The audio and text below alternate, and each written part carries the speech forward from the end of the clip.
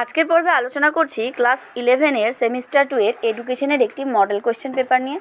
যদিও তার আগে আমি তোমাদের সিলেবাসটি সম্পর্কে একটু সংক্ষেপে বলে নিই। তোমাদের কোন চ্যাপ্টার থেকে কত মার্কসের প্রশ্ন হবে। তোমাদের কোয়েশ্চেন প্যাটার্ন তোমরা জানো, 5 নম্বর, 10 নম্বর এবং এদিকে ছোট প্রশ্ন 2 নম্বরের। গ্রুপ সি এবং গ্রুপ ডি এই দুটো গ্রুপ থেকে 20 মার্কস করে থাকবে।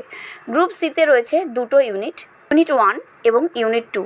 ইউনিট 1 থেকে 5 মার্কস হবে এবং ইউনিট 2 থেকে কিন্তু 10 মার্কসের কোয়েশ্চেন আসবে। গ্রুপ ডি এর ইউনিট 1 থেকে 10 মার্কস এবং ইউনিট 2 থেকে 5 মার্কস। আমরা চলে আসছি কোয়েশ্চেন পেপারে। এই থেকে রয়েছে তোমাদের দুটো প্রশ্নের উত্তর করতে হবে। যদিও এর মধ্যে অপশান রয়েছে, দেখো প্রথম একে হান্টার কমিশন কত সালে গঠিত হয়। হান্টার কমিশনের সুপারিশ অনুযায়ী মাধ্যমিক শিক্ষানীতি সম্পর্কে লেখো, অথবা 1813 সালের চার্টার অ্যাক্ট কি, এর গুরুত্ব ও ত্রুটি আলোচনা করো।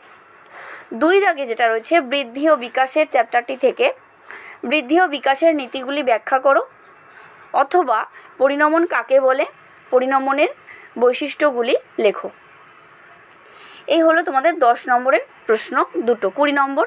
এরপরে চলে আসছি বি পার্টে, যে কোনো দুটি প্রশ্নের উত্তর দাও। 5 প্রশ্ন এগুলো।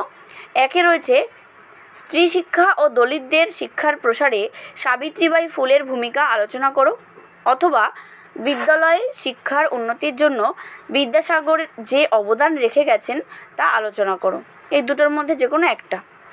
2 দাগে রয়েছে থর্নডাইকের শিখনের মুখ্য সূত্র 3টি লেখো।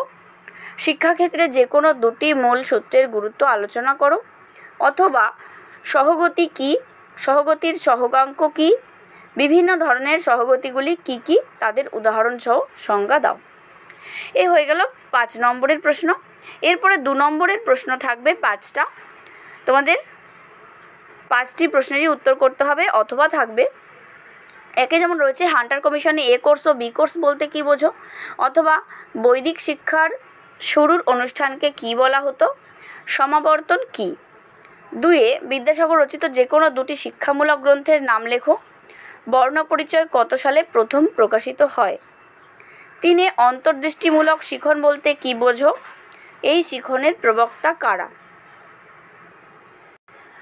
অথবা পর্যবেক্ষণের সংজ্ঞা দাও, এর 2টি বৈশিষ্ট্য লেখো।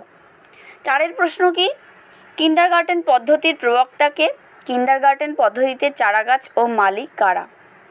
5 প্রশ্ন, কোন বয়সকালকে কেন গ্যাং এজ বলা হয়, অথবা কাসা দাই বাম্বিনি কি, মন্তেশ্বরী পদ্ধতিতে পরিচালিকা কারা। তো তোমরা এই মডেল প্রশ্নপত্রটি পরীক্ষা দিতে যাওয়ার আগে অবশ্যই সলভ করে নাও। যদি তোমাদের তৈরি হতে এখনও বাকি থাকে বলবো অবশ্যই দেখে নিতে। তোমাদের এই প্রশ্নগুলো কিন্তু ভেরি ভেরি ইম্পর্টেন্ট। তাহলে চ্যানেলে যদি নতুন হয়ে থাকো তাহলে অবশ্যই সাবস্ক্রাইব করে নাও শ্যামস ক্লাসরুম, আর দেখতে থাকো। ভিডিওটি যদি ভালো লাগে অবশ্যই লাইক করো, শেয়ার করো বন্ধুদের। ভালো থেকো, টাটা।